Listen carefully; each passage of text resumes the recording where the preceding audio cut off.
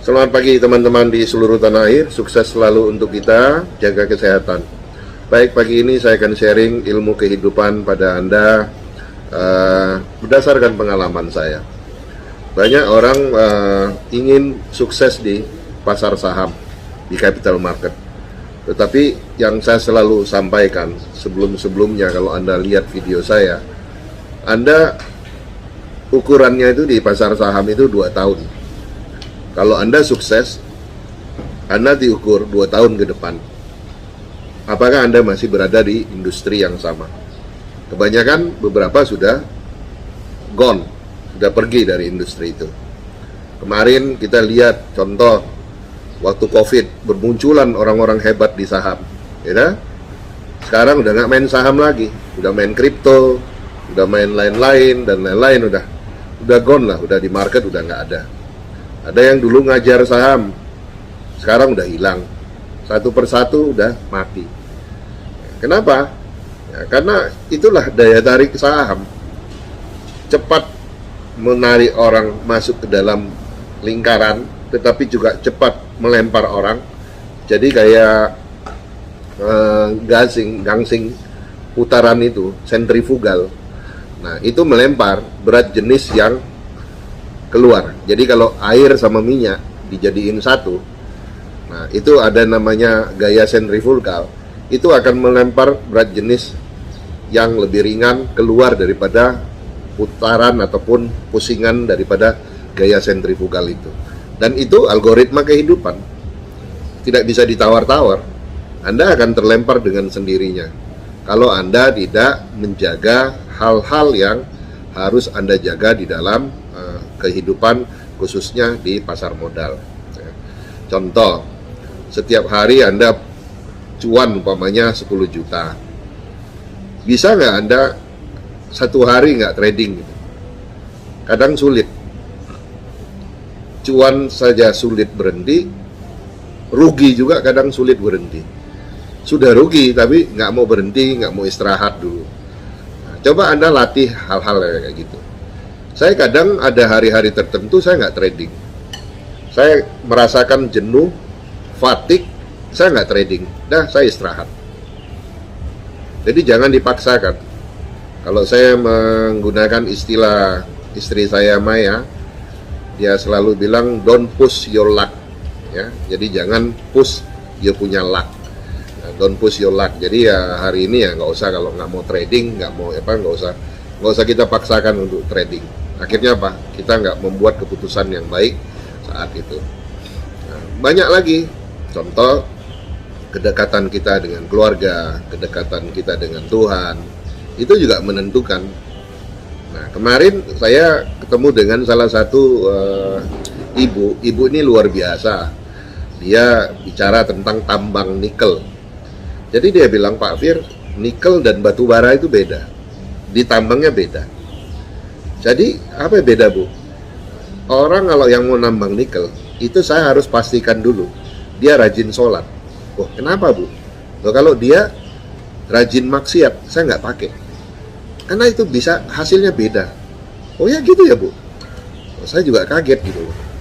Nah, jadi di situ saya belajar bahwa algoritma kehidupan ini akan menarik kita. Tetap kita harus ke atas, ya, ke samping, ya. Jadi dalam Islam hablum minallah, hablum minannas, kita harus jaga itu semua. Keseimbangan itu yang penting. Jadi jangan udah punya duit banyak, ya, gayanya itu loh selangit, pakai sendal jepit 15 juta, ya, foya-foya, pesta, ya, minum-minum.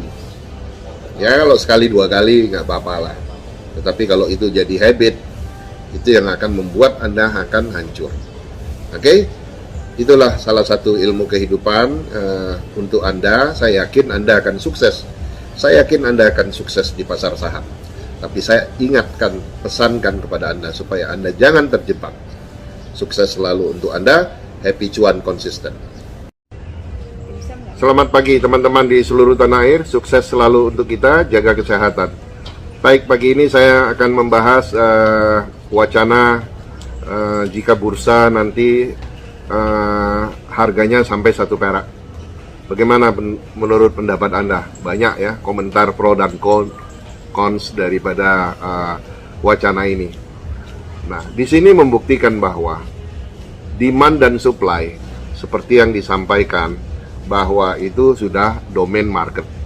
Jadi kita nggak bisa kontrol demand dan supply itu, kita nggak bisa ngatur orang mau beli atau mau jual saham tersebut. Tentunya ada driven untuk orang membeli ataupun menjual saham tersebut. Nah, di sini membuktikan bahwa banyak orang berpikir bahwa IPO perusahaan A itu gagal karena harga sahamnya udah 30 perak. Ada yang ngomong gitu kan? Saya kasih tahu Pak, Bapak bongkar mindset. IPO dia 150 perak. Terus kemudian udah naik ke 500. Nah, sudah di 500, orang jualan. Bahkan emitennya juga jualan. Jadilah sampai di 30 perak. Nggak ada yang salah dengan harga saham 30 perak, 50 perak. Bisa saja itu bagian dari teknik dan taktik dagang mereka.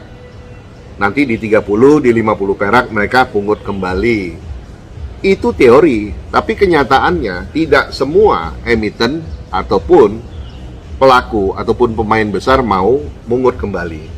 Karena emiten juga tidak punya kewajiban dari bursa untuk mungut kembali. Karena saham yang udah dilepas 20-30% ke pasar itu udah menjadi domain market dan mereka tidak wajib mungut.